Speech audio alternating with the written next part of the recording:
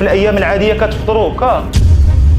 السلام عليكم ورحمة الله. الإسراف والتبذير في الأكل اللي كيكون في شهر رمضان كيضاعف أضعاف مضاعفة ديك 11 شهر المتبقية من السنة. رمضان للأسف عند أغلبية المغاربة مجرد منصة لاستعراض المأكولات والوصفات بأنواعها. الكيكة ولا التخليطة اللي عمرك درتيها كديرها في شهر رمضان وما كيهمش شحال غتخان، حيت كتوهم راسك بلا داخلة في العبادات ولا العادات والتقاليد الغذائية. ورأيي الشخصي في العادات والتقاليد ولاو عالة على الأسر المغربية وعرضة للاحتكار ومصالح الشنقة وأعداء الوطن باش يمصوا جيبكم، حيت الاسلام كيتبرأ من هاد العادات وكتوصل بهم الوقاحه حتى انهم كيخزنوا سلع حتى لشهر رمضان، وبعض الاحيان كيستغلوا هاد كثره الطلب باش يبيعوا السلع المنتهيه الصلاحيه. وهذا الموضوع غادي نطرقوا ليه بشكل خاص في الفيديو القادم ان شاء الله. الجوع هو اكبر نصاب كينصب على الانسان، وهذا النصاب ذكي اكثر مما كتصور، رغم انك كتعيق به من بعد الفطور وكتعاود تكون ضحيه ديالو في اليوم التالي، وممكن اكثر كيوهمك الا ما شربتيش العصير ولا الحليب بلافوكا وديك التخليطه مثلا غادي يجيك فقر الدم ولا شي عجب، رغم الدراسات كتقول بلا الجسم كيستافد من الوجبه اللي كتاكل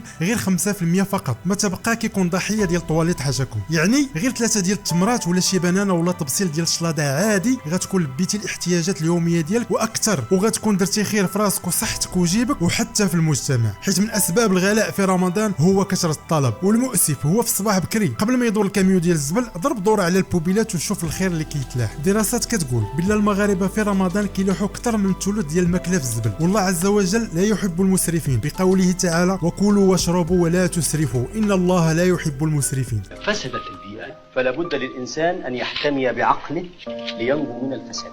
يحتم بعقله ازاي يا استاذ؟ يجعله المسيطر على شهواته والمتحكم في رغباته. وازاي يتحكم في رغباته؟ بالحد من الاستهلاك. نفرض أن البيئة الاجتماعية المحيطة بالفرد بيئة فاسدة.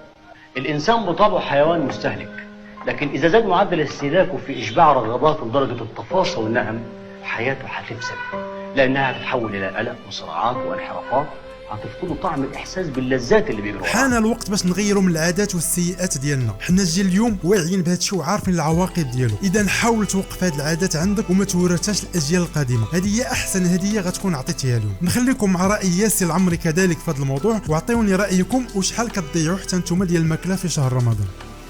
المرات بعض الوسائل للبناء نحتاجها في رمضان.